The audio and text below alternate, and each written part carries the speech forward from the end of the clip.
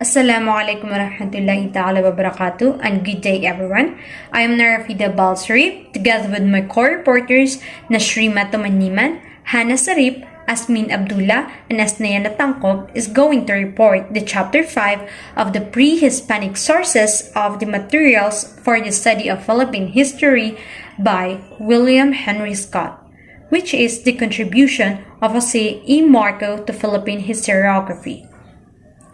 Again, I am Nor-hafida Sarip, and I am the first presenter for today's video, and we'll tackle all about Marco Polo and the 3-part documents. So without any further ado, let's get started. The contributions of Jose E. Marco to Philippine historiography. So let's start with the Code of Kalansiaw. So the code itself was contained in one of 5 manuscripts accessions made by library in 1914, all of which were received from Mr. Jose E. Marco of Pontevedra, Occidental Negros, and all of which Robertson considered rare, authentic, and valuable.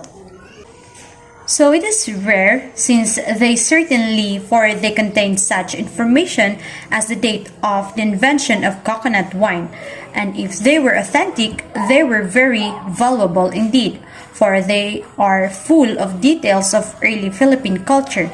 It is so unparalleled too in other sources as to be of interest not only to Philippinologists but students of Southeast Asian ethnohistory generally. So the authenticity of these documents must therefore be seriously considered. Since lahat naman ng mga informations na nakalap is nagmula lamang sa isang tao, which is si Jose E. Marco. So this consideration actually ang pinagmulan ng early career ni Jose E. Marco sa bilang isang contributor sa Philippine historiography. Who is Jose E. Marco? So, si Jose E. Marco is an Italian trader at the court of Kublai Khan. He was actually born in Venice or possibly in Crete in 1254, located on the eastern coast of Italy. So, at the height of the Mongol Empire, Marco Polo served Emperor Kublai Khan in China and returned to Venice to write an account of his experiences that would give Europeans some of their earliest information about China. So, at the time of Marco's birth, his father, Niccolo, and 2 uncles were all merchants, were away trading. So supposedly, magvivisit lang sila sa Black Sea, sa mga cities sa Black Sea. But their adventures had actually taken them all the way to Mongol capital of China, which is Kanbalik, city of Khan. So there they had an audience with the most powerful ruler of the day, which is Kublai Khan, the grandson of the founding emperor Genghis Khan. So when the 3 Polo men returned to Venice after an absence of 16 years, nalaman ni Niccolo ng kanyang wife ay namatay at may naiwanan pala siyang anak na 15-year-old na si Marco, whom he did not know existed. So, 2 years later, in 1271, they decided na bumalik sa China with Marco.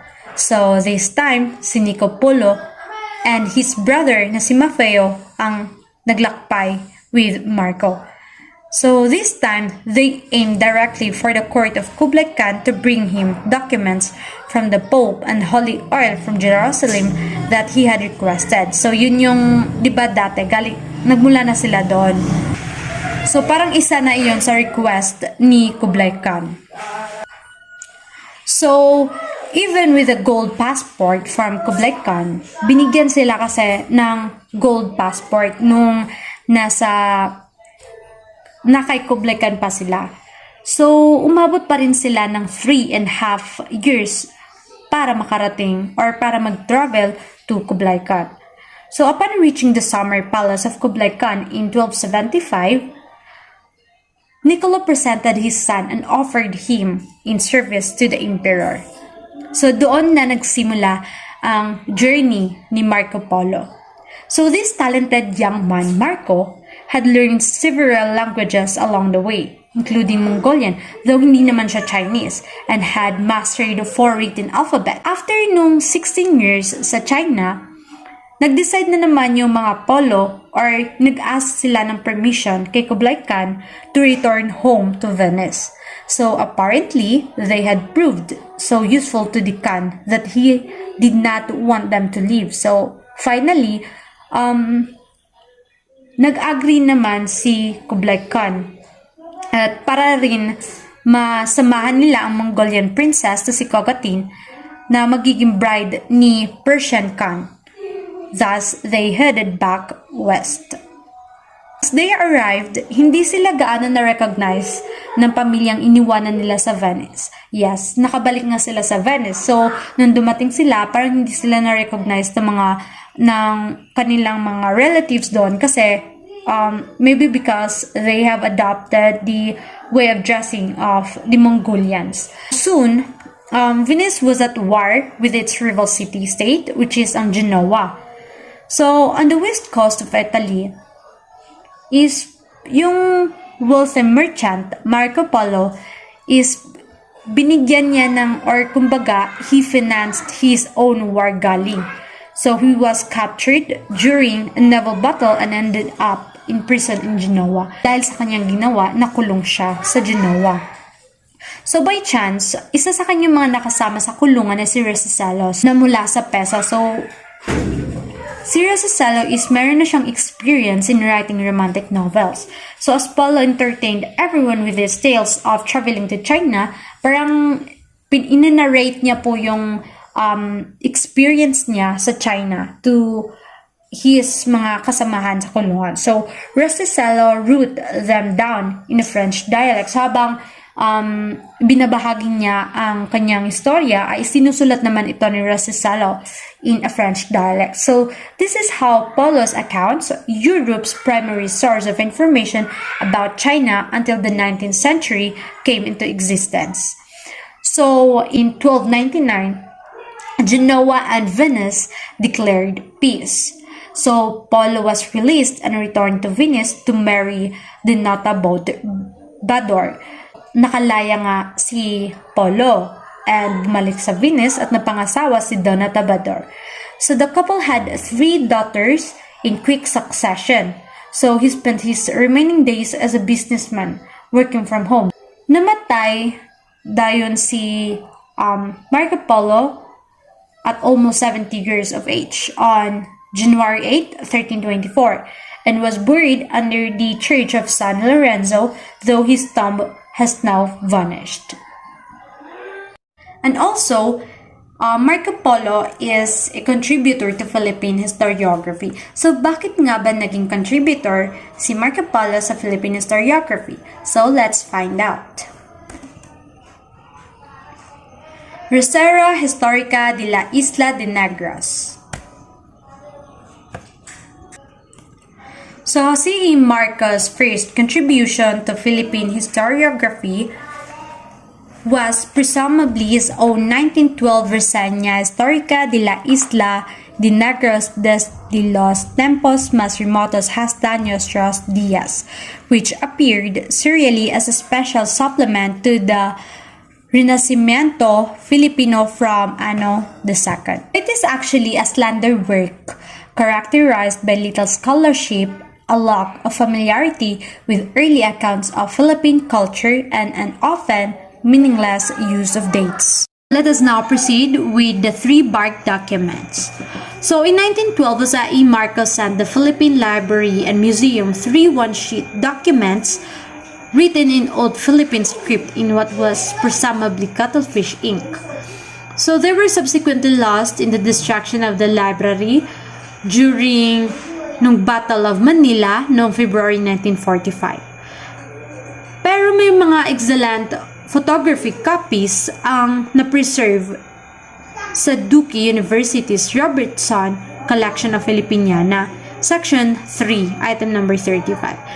So it is actually the enlargement of which have been made available sa mga scholars through the good offices of Miss Francesca Damaso of the University of the Philippines Library.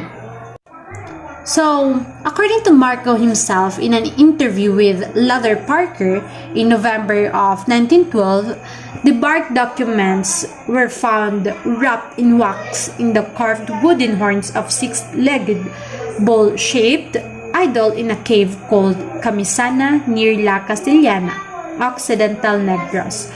So, sabi nga, where it may possible be yet, having been too heavy to carry away and writing only part of one horn which had been burned by Marcus, died as fuel for cooking lunch. So, Merton L. Miller, Chief of Division of Ethnology, went to investigate the matter during no Christmas holidays. So, pinuntahan niya yung cave with the same guide. So, nalaman ni Miller na walang evidence of either fireba or idol, that the guide kept changing his story, and that it seemed hardly likely it would have been necessary to cook in a cave only an hour's hike away from neighboring houses. And so, naisip niya, or parang naisip niya na there had never been any such thing. Although the documents are written in the ancient Philippine script, the characters themselves are messaged as the equivalent of the letters of the Spanish alphabet, like for instance, with separate letters for each vowel and consonant, no codlets, no letter for NG, confusion of Y and I, and of U and W, and the use of GI for HI. Cervantes concluded that they were of no great antiquity because of their reference to a modern dance. So, let us now proceed with the Informes Inéditos sobre Filipinas and on Mapa Antiquesmo to be reported by Nashrima.